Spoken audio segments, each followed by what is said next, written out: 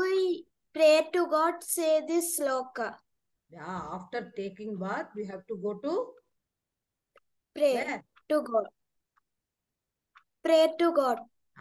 Prayer room, and then sit there. Morning time, lighting the lamp, we have to chant this. Pray to the Lord. Tell.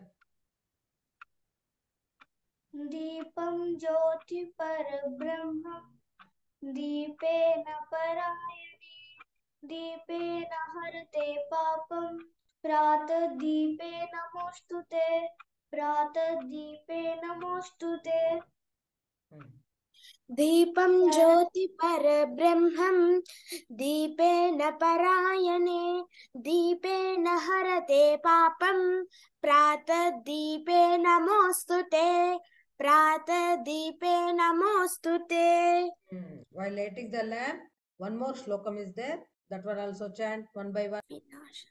शुभं करोति कल्याणम् आरोग्यं धनसम्पदः शत्रुबुद्धिविनाशाय दीपज्योति नमोस्तुते दीपज्योति नमोस्तुते.